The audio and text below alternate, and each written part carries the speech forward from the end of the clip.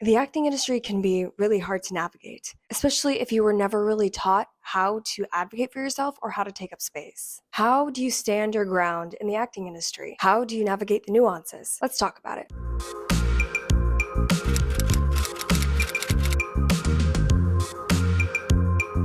What's good, honey bunch? Happy fall. Welcome back to my channel. My name is Nico Austin Smith, and who the hell am I? Well, I'm a working actress based in Los Angeles. I make videos to shed light on what the pursuit of acting is actually like, in the hopes that it will offer you transparency and clarity. So if all that sounds good to you, click that subscribe button below and let's continue on this journey together. One way you could stand your ground in the acting industry is by having your finances together. I know, finances are kind of a taboo topic, and I have some other videos related to that topic, but that is one thing that you can have control over. When I think of finances, I also think of financial education. The more you know, the more you can take ownership of your career. And First Entertainment makes that possible. They are a Los Angeles-based, member-owned, not-for-profit credit union, specifically for those that work in the entertainment industry. They have locations on the Sony lot, the Paramount lot, Warner Bros. Lot, Hollywood, and in the Valley. First Entertainment has competitive rates on their savings accounts and their checking accounts. Plus, aligning with a credit union can make it easier later on for you to secure a great rate for a car loan or a home loan. And even more importantly, union dues loans. You heard that right. So if you're a SAG-AFTRA member, you know we've got to pay our dues, and sometimes they can be pretty expensive. Thankfully, First Entertainment has a loan for that, and that's literally the first time I've ever heard of a program like that. That's so dope. They truly are a bank for actors. They also have an app for mobile banking, so you can easily access your money 24/7. And when you're on set or traveling to different countries, they don't have fees to send money from your account. I wish I'd known about them last year when I went abroad twice for 2 different projects. The more you know. It takes less than 5 minutes to join. I'll walk you through it now. First, you'll go to the First Entertainment Credit Union website. The link is in the description box down below. Then you'll select Join Us at the top of the screen. Select Open an Account. Select whether it's a minor account if you're under 18 or a personal account. Now, in order to be eligible for membership at First Entertainment Credit Union, you'll need to either live, work, or worship in Los Angeles County, or be related to a current member of First Entertainment. If you decide to move out of Los Angeles, that is totally okay. You'll still have access to your membership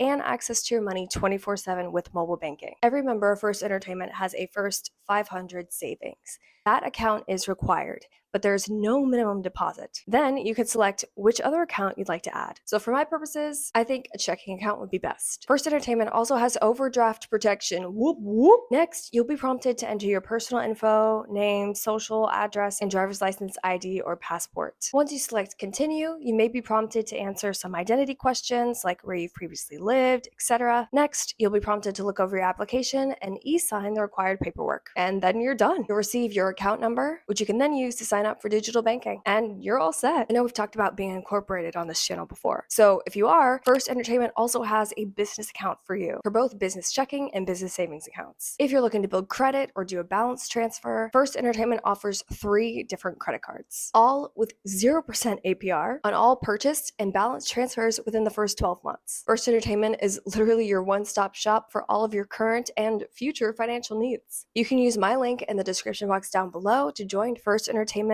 Credit Union today. Take ownership of your finances, plan ahead, and navigate the financial alleys of this industry with ease. Thanks so much to my friends over at First Entertainment Credit Union for supporting this channel. Another way you can stand your ground in the acting industry is by knowing your worth. And yes, I know that's easier said than done, especially if you are newer to the industry, but you are still a human being who is deserving of respect. It can be so easy to not want to step on anyone's toes and to shrink your value. But if someone is hurting you or making you feel uncomfortable, there's a graceful way to set a boundary. Now, I say this, but it does come with a caveat. Read the room and use your best judgment. Let's go through some situations that I feel like we've all been through. First up, in the hair and makeup trailer, Audrey from the Audrey Actors podcast has a brilliant conversation with a hair and makeup artist on this very subject. So I will try to link the episode in the description box down below, and I definitely give it a listen. So whenever you're booked on a project, especially when it's SAG, generally speaking, the production's hair department will reach out to you when wardrobe reaches out for your sizes. Take this as your opportunity to state what you're not comfortable with. Like,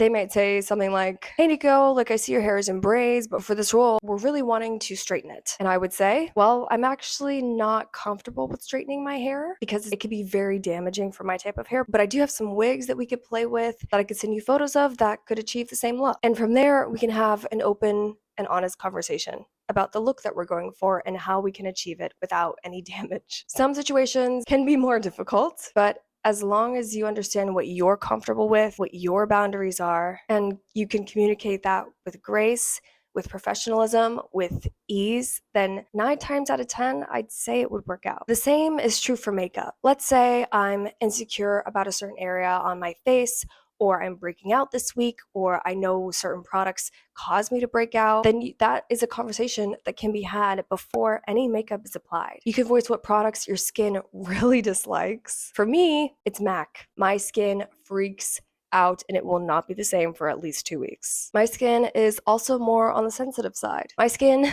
also hates most color correctors, and my skin also can get dry throughout the day. So I try to avoid using lighter foundations or skin tints instead of super heavy ones that can get flaky and crackly throughout the day. The key is to know your skin. And also it's a pro move if you have wigs that you love ready to go. Now, I know what some of you may be thinking. Well, they're hair and makeup artists.